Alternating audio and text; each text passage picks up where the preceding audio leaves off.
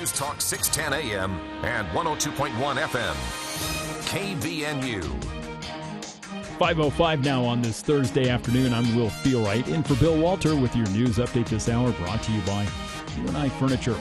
Well, a man who was arrested by Salt Lake City SWAT team members earlier this week was reportedly arrested again the next day, shortly after being released from jail. In a jail booking report Tuesday night, a Salt Lake City police detective said that 41-year-old Maurice Rafal presented a substantial danger if released from jail. However, a judge allowed bail of $2,500 as well as a jail agreement which put conditions on his release.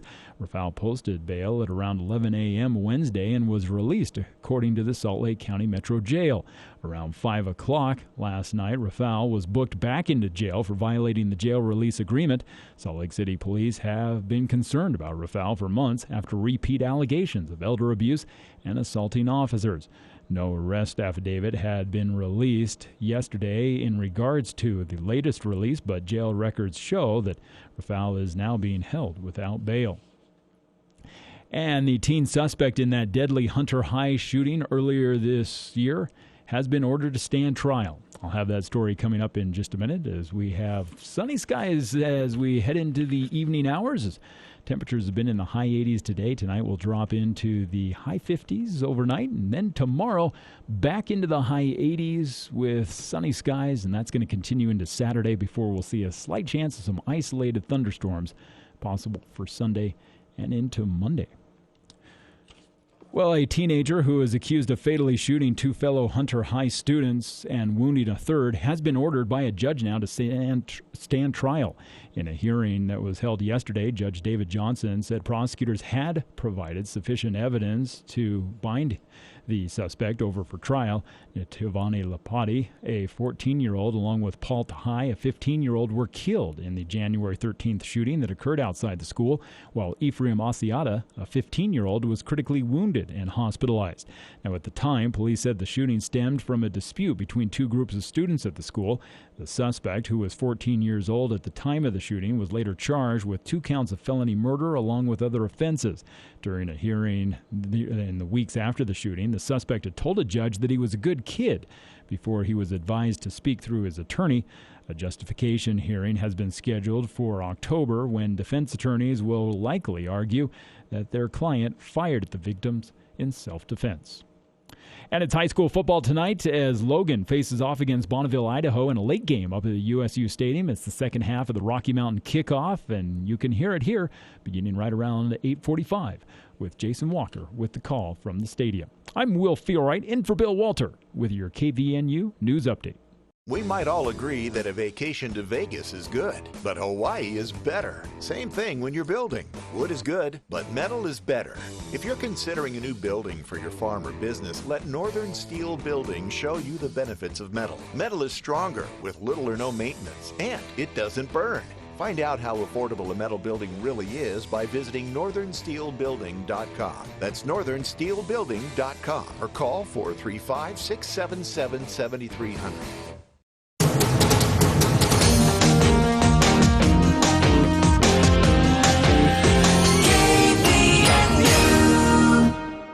Attention all music students. KSM Music has the instruments, music, and other accessories you need for school. At KSM, you can rent all band and orchestra instruments with competitive pricing, no commitment period, and easy upsizing and upgrading. Too busy to visit the store? Go to ksmmusic.com and use the rent from home option on their website. And for a limited time, get 1 month's rent for free. KSM means music. KSM means music. What are customers saying about Top Job Asphalt? Professional, prompt, courteous, knowledgeable, and easy to work with. My job was performed with minimal impact to our daily lives. very fast and efficient, as well as a great price. Looks good and lasts. We started to do it ourselves and quickly realized that it's much cheaper to hire Top Job. Anything Top Job could have done better? Nothing. I was pleased with the work. Totally satisfied. Feed my horses? Well, you could ask. Call Top Job Asphalt for your asphalt maintenance needs. 764-0451. Hi, this is Gordon Deal. Friday on This Morning, America's First News. Democrats hope President Biden's plan to cancel billions of dollars in student debt earns them votes in the midterm elections, but his handout comes with political risks. We'll explain them. Also, why the housing slowdown is starting to have a familiar look, and how will September work out for return to office plans. Friday on This Morning, America's First News. From 4 to 6 on News Talk KVNU, 610 AM and 102 FM. Your station for news and talk.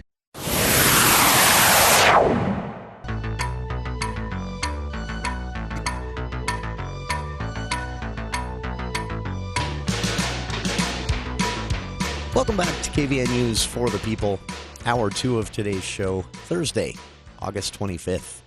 I'm Jason Williams. Bill Walter out today. Happy anniversary, Bill, if you're out there listening. Hope you're celebrating or at least relaxing, if nothing else, and we'll see you tomorrow. Joining us right now, a very special guest, and for listeners, we've reached out to our guest this hour for a specific purpose. Since that time, well, we now have two things to talk about. When we spoke a couple of weeks ago with Denise Lindsay, city council member in Wellsville City, about some of the property tax budget changes that they were planning there, we, saw a lot of chatter on our Facebook page, and a lot of it very incorrect regarding how property taxes are calculated, valued, how cities must work within this state design framework, truth in taxation, the state calls it, and a lot of misunderstandings about how property taxes are calculated and how property is valued. So we reached out to Cache County Accessor Kathleen Howell to join us here today. And since we made that invitation, well, Kathleen had a big announcement of her own. Tuesday evening at the council meeting, Kathleen announced that after many years in the assessor's office, it was time to take a break. It was time to retire. Kathleen, appreciate you taking some time for KVNU here today, and maybe start us off before we get into the nuts and bolts of property valuation. How did it feel to make that announcement Tuesday evening after 32 years? Is that correct? That's correct. I've been here 46. Wow. But I've been the assessor 32. I was elected in 1990. And clearly that announcement comes with mixed emotions. I can imagine. This has been a wonderful place to be, and I've enjoyed serving the citizens of Cache County for all of these years.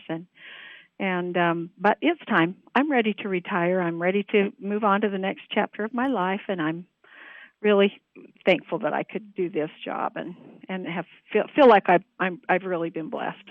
Well, we're thankful here at KVNU. Over the years, you've always been generous with your time and willing to step out and put yourself in the spotlight, even if it's uncomfortable, to kind of explain things that, we joked earlier today. I told you that here on the show there are two things guaranteed to get people good and flared up, and that's water rights and property taxes. And so in the assessor's office, I've always felt the assessor in any county is in a unique position because you're sort of the face of all of this and the first point of contact for many residents of the valley when they have an issue. But much of it is defined by other entities, right? The state kind of tells you how things are going to be done.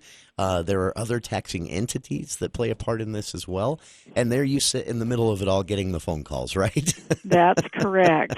Yeah, that's one thing that's unique about Utah, I suppose, is that the assessor position is not a policy-making position. I'm not like the county council who can make policy that people have to comply with. What happens in the assessor's office is we merely follow Utah law, and that is established by our legislators, and it's in the state law, and we merely follow it and do what they are encouraging us or telling us that we need to do. So it is different than a policy-making position. Sure. And, it's no exaggeration to say the state is sometimes changing things every year, right? Yes. That's one thing I've learned over all these years. It is not going to stay the same from year to year. And I truly believe they're trying to make it better. I think they're trying to make it more fair. And sometimes they pass things and it doesn't work. So they work on something the next year that might work. But I think they all have that in mind. That's what they're trying to do. They're trying to make it better, a better system. Sure. That's, one of the sources of a lot of confusion is, a goal of transparency and accountability to the public, the truth in taxation law. But it does lead to some confusion.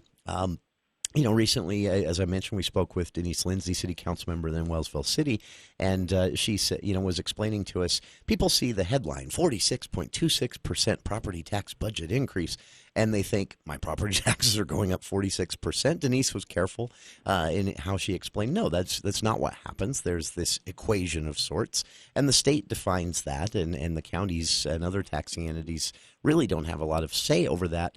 In your office, though, and one of the reasons we invited you to join us here today, you're tasked with going about, the actual valuation process. The process you don't get to define, right? But you carry it out. That's correct. State law requires that the assessor value all property at market value. And the definition of market value is in state law. It's the amount that someone would pay to purchase a property. That property is transacted, bought or sold, between a knowledgeable buyer and a knowledgeable seller. So it's that market value, what you would buy and sell a property for. One of the things that's unique about Utah is that we are what's called a non-disclosure state. That means people do not have to disclose what their property is bought and sold for. So you say to yourself, wow, how's the assessor supposed to be valuing at market value if they don't even know what properties are being bought and sold for? So we go to a lot of work to find out those values, as many as we can. We work with the multiple listing service and get that sales information there. We also, the state tax commission also sends out questionnaires when a property is sold, and they can see a deed change in the name. And they ask those questions. They're asking, what did that property sell for? So that's how we come up with those market values. We're living right now in unprecedented times. Oh, to say the least. In my 46 years here, I have never seen anything like it. We've always had ebbs and flows. We go up a little bit, we drop a little bit, we go up even higher, and over time it continues to rise. But this, in the last 2 years since COVID hit, it has been very, very different, not just in Cache County, not just in the state of Utah, but nationwide. Sure. With property values, because people have been able to they've found out they can work from wherever they need to. They're working from home now. So it's made property values increase, especially on residential properties. So as we're tasked, as the law says, with appraising at market value, that means valuations of these homes have gone up. And one without thing, any question. Even if we don't know, exact values of certain properties, we do know. I saw this report in the Salt Lake Tribune just last week. Some areas of the state, residential values going up, almost 30%, 28% in some parts of the state. Commercial properties, though, 8 to 11%, and that's a complete reverse of where we were at a few years ago. And you've got to sort all that out, right? Exactly, and that's exactly what Cache County found. I think our average increase here was about 32%, roughly, in market value. It was going up close to 3% per month. So someone who would buy their home in January, February, March, pretty soon that value is not the value as of January 1st of 2022. That's the date I have to appraise at. And so they even though they just barely bought it, that market value continued to increase. So we're looking for similar homes, like properties, same size or close to the same size. We can come up with, we're looking at what that property might sell for. It's fascinating to, as an outsider, I'm sure for you it's maybe a headache, but it's fascinating to think of staying on top of all of this with so many variables, many of which are not in the control of policymakers at any level, really. Although, the state can do things to urge or tweak a housing market, it goes where it goes for the most part.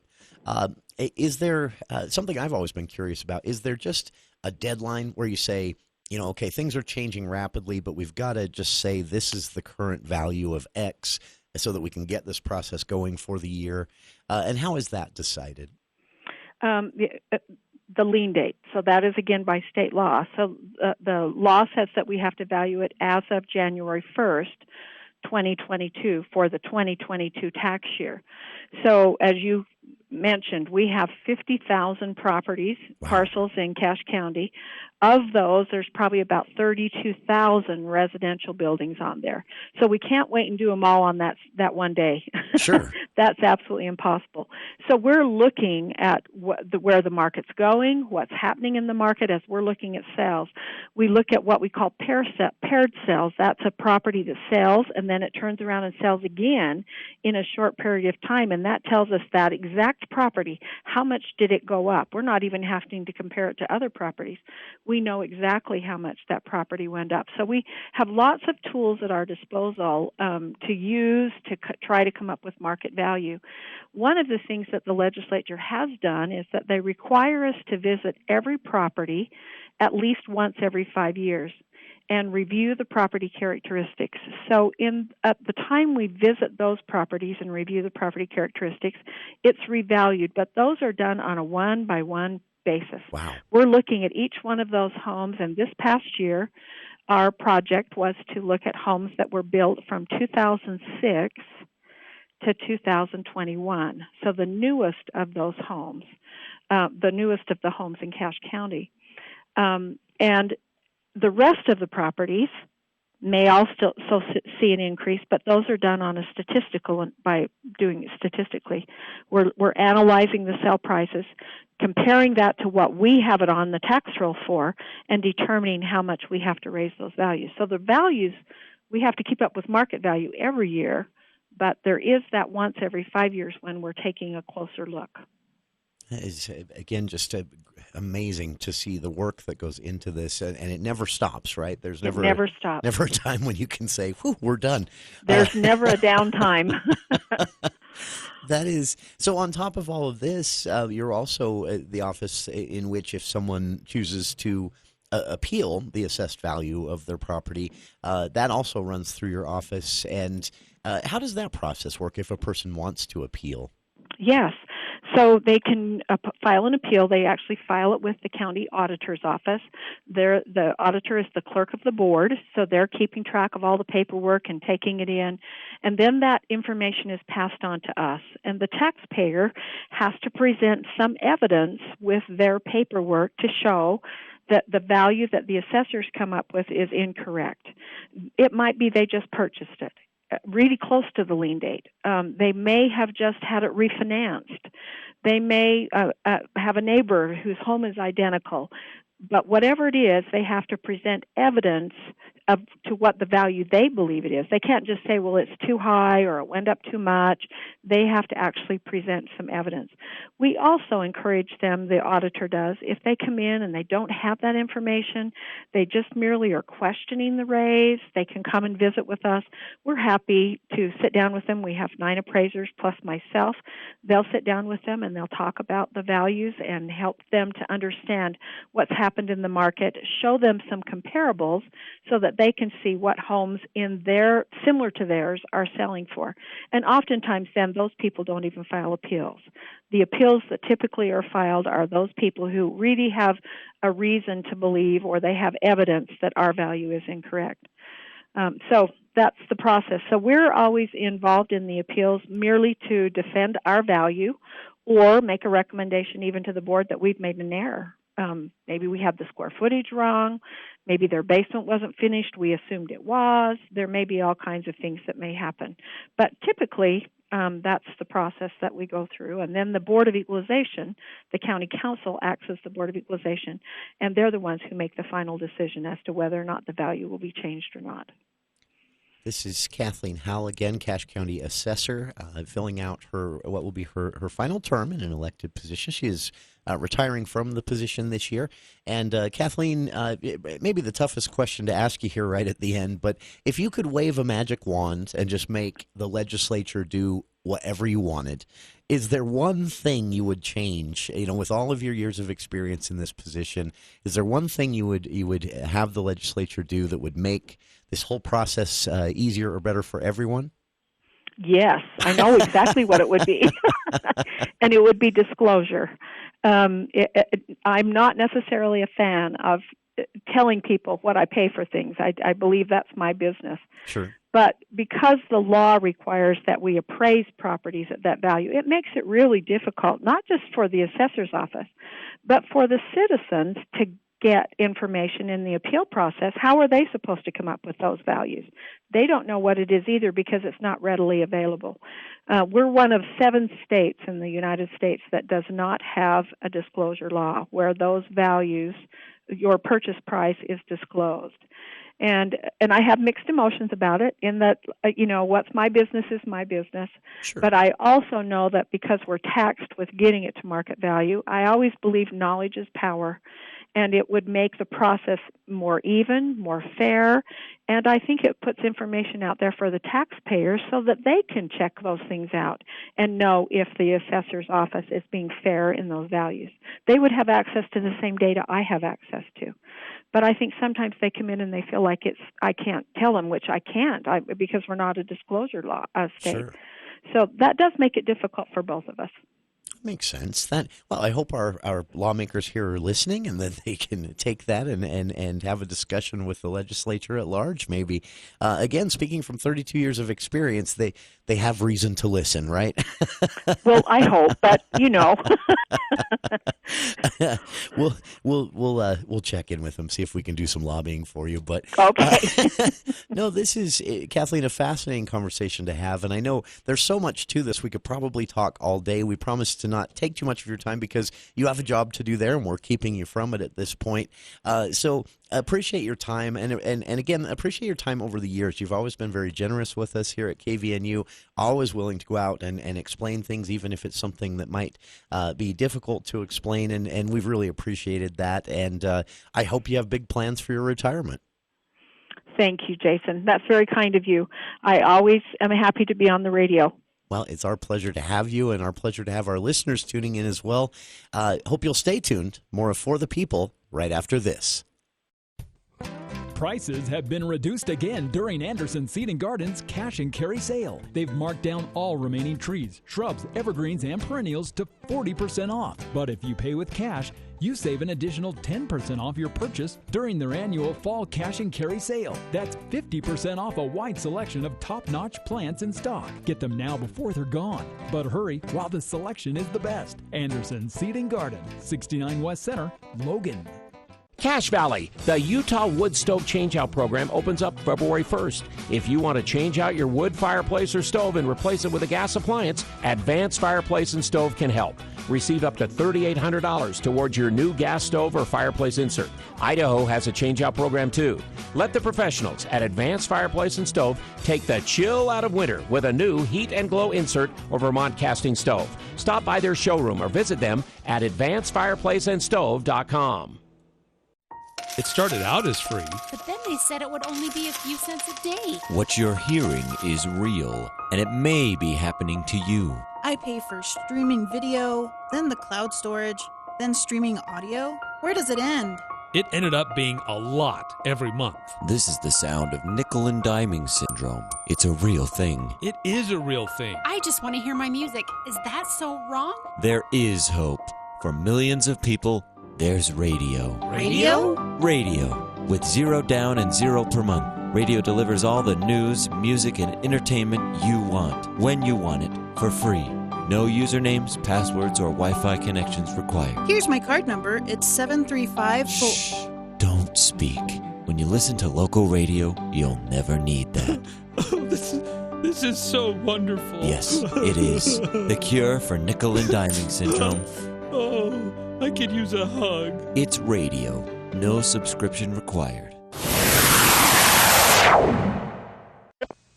Hello, I'd like to vote for president, governor, and anything that will take money away from our parks and libraries.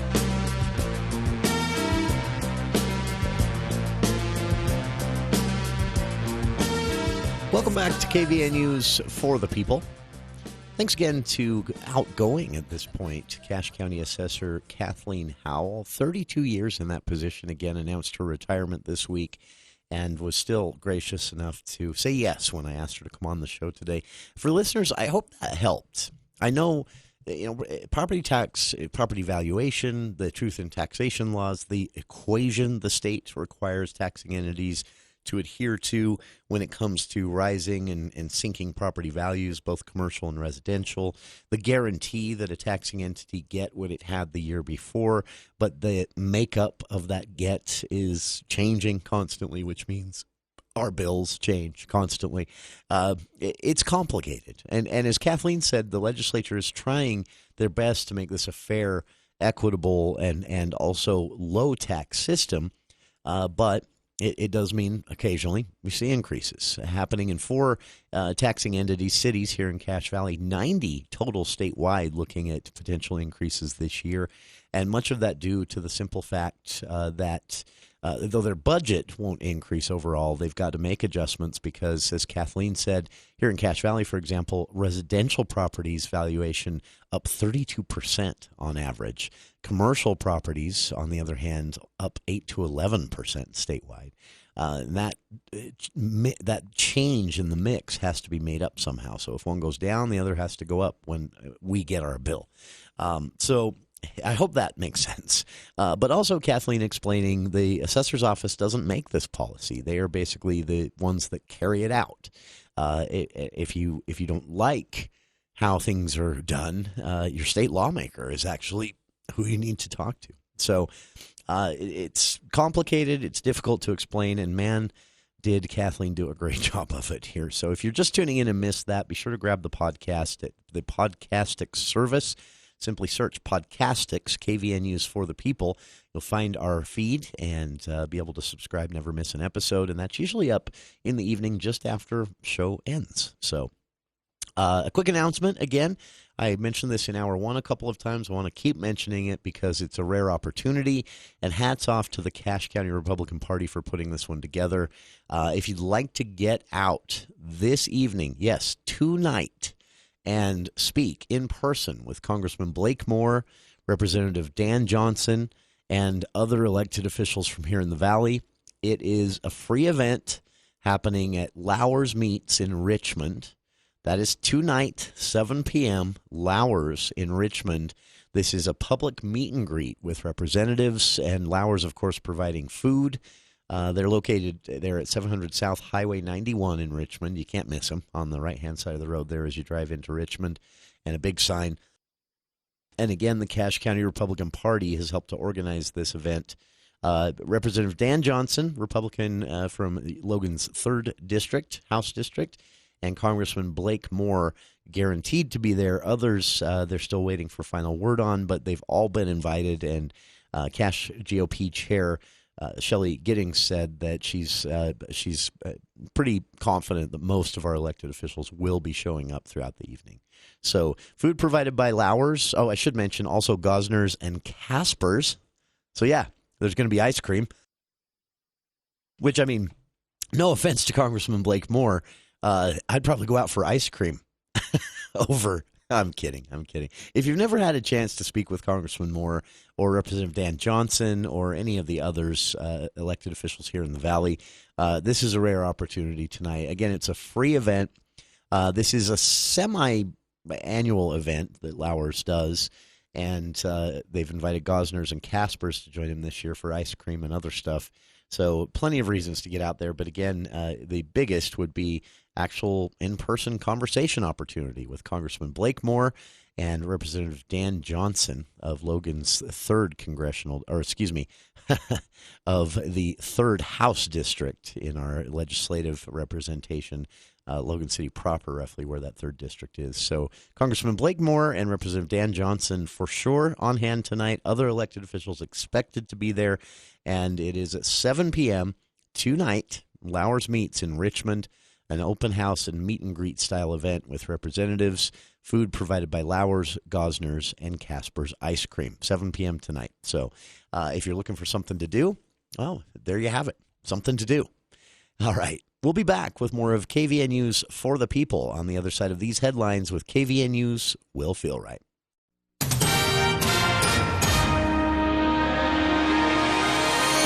Thank you, Jason. The news this hour is brought to you by Roof Rescue. The Uinta County Sheriff's Office is asking for the public's help identifying a man who has been missing on probation for months.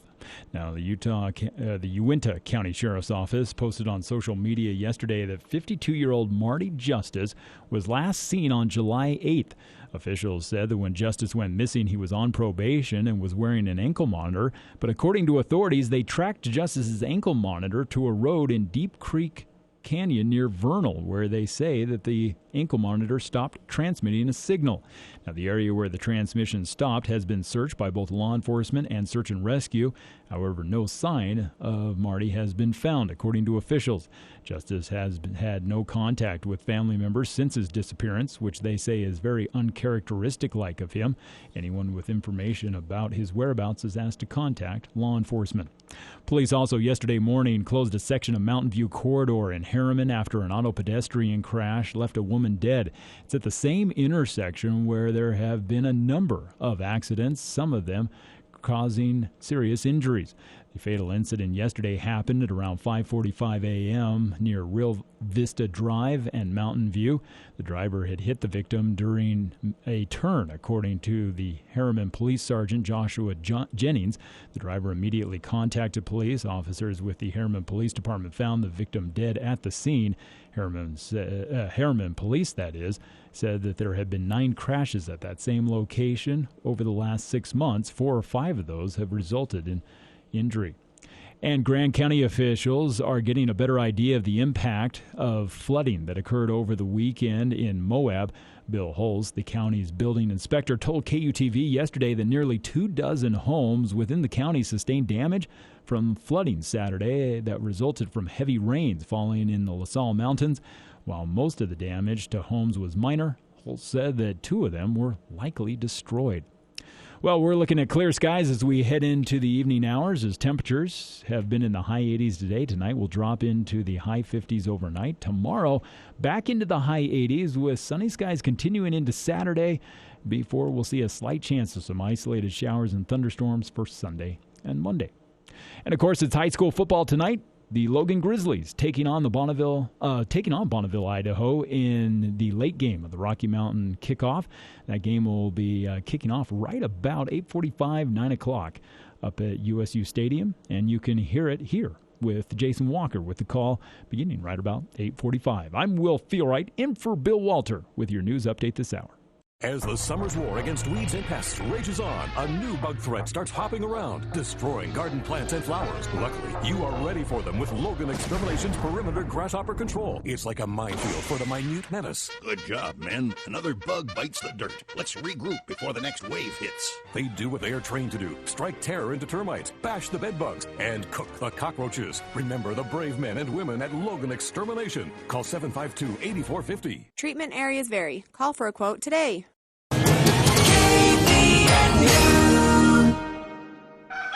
Back to school means back to massive laundry piles. Get a washer that can handle your busy laundry schedule.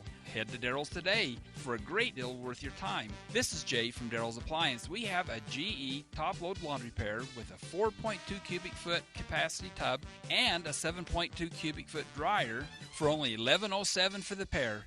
Hurry, stock is limited. See store for details. Daryl's Appliance Service and Sales West on Airport Road. Open until 6 p.m. on weekdays, 5 on Saturday. This is Gary Ricks. In the last 30 years of being in the cooling business, the absolute best decision I've ever made was to install a whole house fan. I cooled my house through June without turning my air conditioner on. And now the temperatures are dropping, I'm barely using my air conditioner or not at all. A whole house fan is affordable to install and it cools your house for just pennies a day. And it's easy to use. At night, just open your windows and turn it on. You need a whole house fan. Get your AC fixed, call Gary Ricks. Cache Valley is growing. If you're new to the area or here for school, you should pick up a free copy of the Best of Northern Utah magazine. That's where you'll find the area's top businesses, voted on by our local community.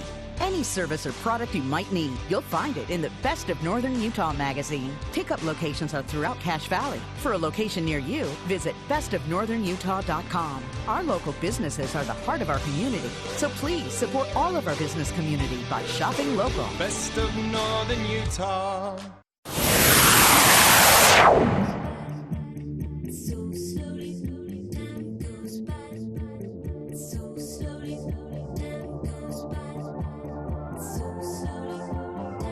Welcome back to KVN News for the People.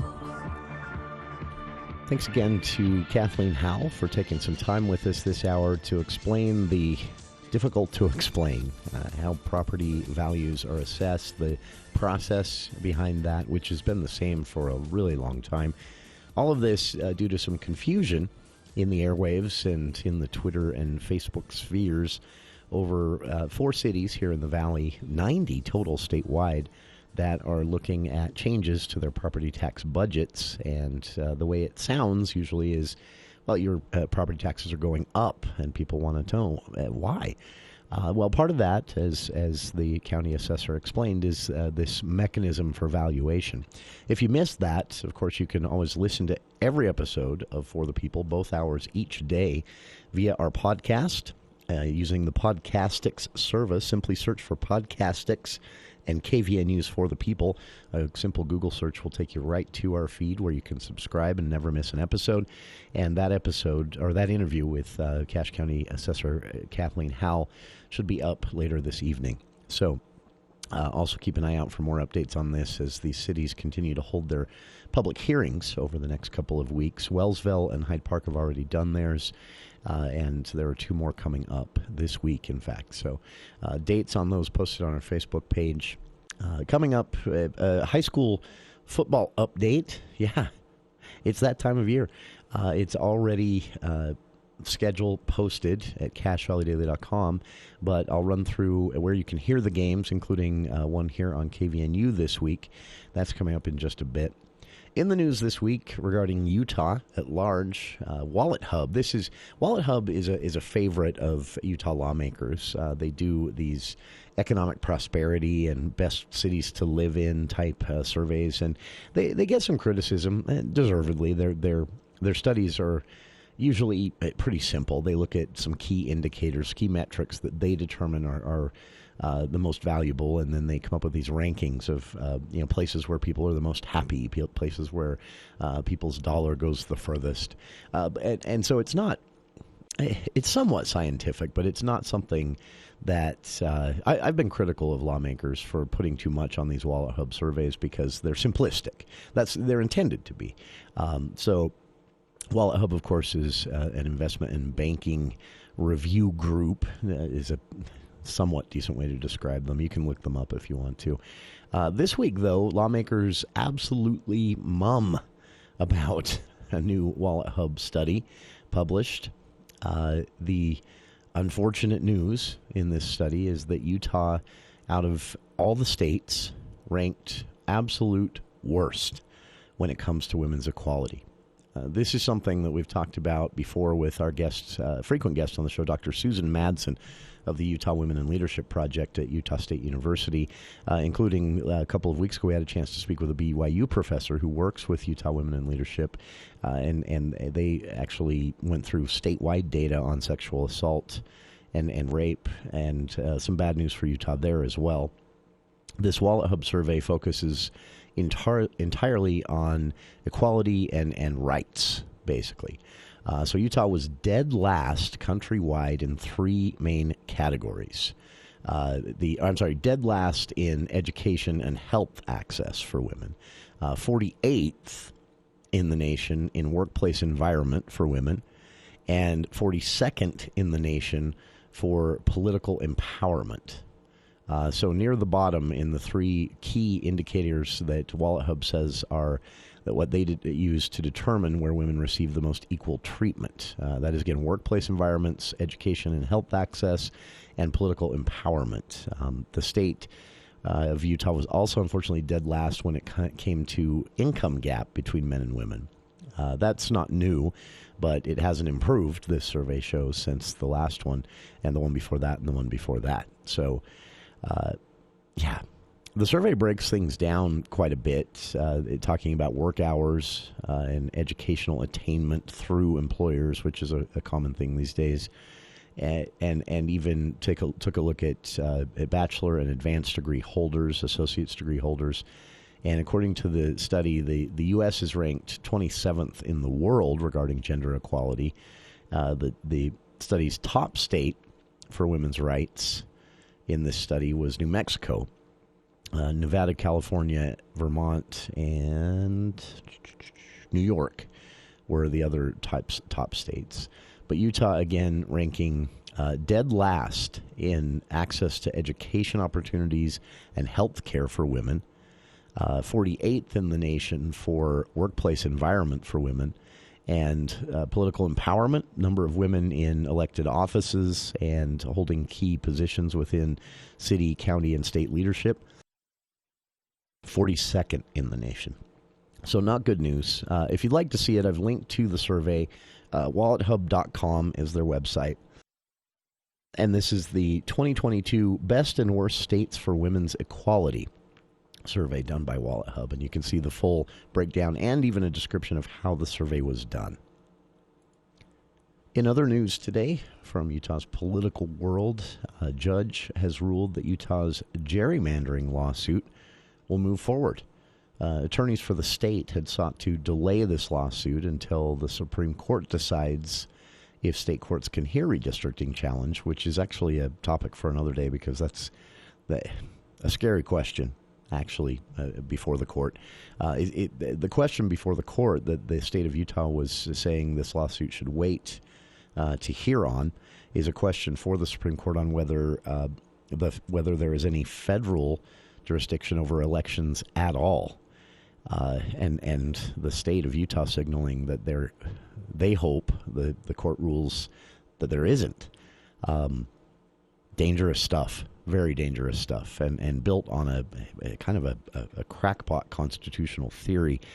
But that aside, a judge here in Utah has said, no, the lawsuit will move forward. The lawsuit alleges that Utah's newest congressional maps passed last year are unconstitutional and gerrymandered, i.e. the borders were drawn for political reasons, not what redistricting is supposed to be about, which is representation and keeping communities together. The lawsuit points mainly at a very hard-to-justify split of Salt Lake County. There is a Four Corners region now in Salt Lake County, in some of the poorest areas of the county, in fact, in which 4 congressional districts come together at an intersection in the middle of several neighborhoods. It's difficult to explain why that made sense. Lawmakers did not even try this year. At least in the previous redistricting process, they came up with some excuses. This time they're just like, nah, that's what we decided to do. So the lawsuit was launched against the maps, and the judge today ruled that it would go forward without delay. Again, attorneys for the state had asked 3rd Judicial District Judge Diana Gibson to delay the lawsuit until the Supreme Court ruled on an upcoming case out of North Carolina, in which our legislators there argued that the state Supreme Court had, quote, no authority to throw out the North Carolina maps for being gerrymandered. They didn't argue they weren't gerrymandered. They said, yes, they were gerrymandered, and the state Supreme Court should have no ruling over that. The plaintiffs in this Utah case, though, representing the League of Women Voters of Utah, who we spoke with in Hour 1, and Mormon Women for Ethical Government, a very old group here in Utah, been around for about 20 years, they mounted the lawsuit together, and they argued in court that waiting for the U.S. Supreme Court ruling, potentially coming as late as 2023, June, would mean that Utah's lawsuit would not be resolved before the 2024 elections. So, again, in 2018, voters created, via the ballot initiative process, a nonpartisan redistricting commission to draw the maps based on 2020 census numbers. Lawmakers tossed those maps, ignored all of the commission's recommendations, and drew their own. The lawsuit, once the legislature ignored the commission's recommendations and drew its own maps, the lawsuit argues they put political preference ahead of all else. We'll see where this goes, but again, a judge today ruled that in this lawsuit claiming that roughly 30 to 35% of residents in these areas are carved into different districts for no reason other than political concerns by the Republican majority in the legislature. A judge today ruled that argument will be heard. So no date was set on this, but it is expected to be before the end of the year. And we'll see how the courts finally land. If you'd like more details on the lawsuit, I've posted a copy of it on our Facebook page. You can download it as well. at facebook.com/KVNUFTP, and we'll be back with more right after this. News Talk 610 AM, 102.1 FM, KVNU. This is Deputy Brad Nelson with the Cache County Sheriff's Office. Schools are back in session throughout the valley, which means kids are going to be out on the roads during the morning and afternoon commutes. Law enforcement will be patrolling school zones where the speed limits are 20 miles per hour. Also, watch out for crosswalks and crossing guards. We're asking citizens to be alert while driving and help us keep kids safe. Thank you. It's hot outside, and that means it's time for Ram Trucks Make This the Summer event at Heritage. We're halfway through the summer, but you can still get a red-hot deal on a new Ram truck. Whether you're looking forward to a summer camping trip or just want to turn some heads pulling into your hometown rodeo. And with 0% financing on select models, there's never been a better time to get yourself into a Ram from Heritage. Wherever your adventures take you this summer, Heritage will get you there. Ram Trucks at Heritage, your hometown dealer with the biggest deals. Have you thought about your furnace lately? Of course not. It's hot outside. Now's a great time to start thinking about replacing it or having it serviced for fall and winter. Advanced Heating and Air will help you get some of the industry's best rebates on a new high-efficient York furnace installed in your home. Or one of Advanced Heating and Air's service professionals can service your furnace for the upcoming winter season. Call today, 752-7272, or schedule a free estimate at advancedheating-ac.com. York. Install confidence. Text and whatever. Just don't text and drive. Visit StopTextsStopWrecks.org. A message from the National Highway Traffic Safety Administration and the Ad Council. Friday edition Clay Travis Buck Sexton Show will break down the absolute latest on the affidavit. Maybe we're going to get some details about why the warrant was introduced and why the raid occurred in the first place. If so, should be fascinating. Plus, Buck. So you can take a look at how the midterms are shaking out. We've got some new polls, some new data, some new analysis, all that and more coming up on the Clay Travis and Buck Sexton Show. 10 to 1 on News Talk KVNU, 102 FM and 610 AM. A recent poll finds that many Capitol Hill lobbyists are fed up with politicians accepting their money and then not coming through with promised legislation. Are politicians failing our lobbyists? The voice of the corporate lobbyist has long been ignored by the politicians. Nowadays, as soon as the politicians get in office, they forget whose money put them there. That's right. Welcome back to KVNU's For the People.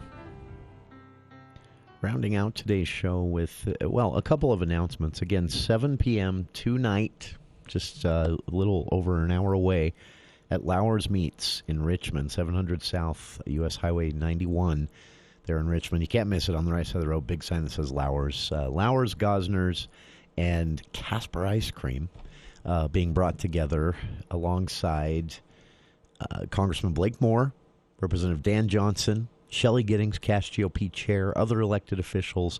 The Cache Republican Party has organized this meet and greet event tonight at 7 p.m.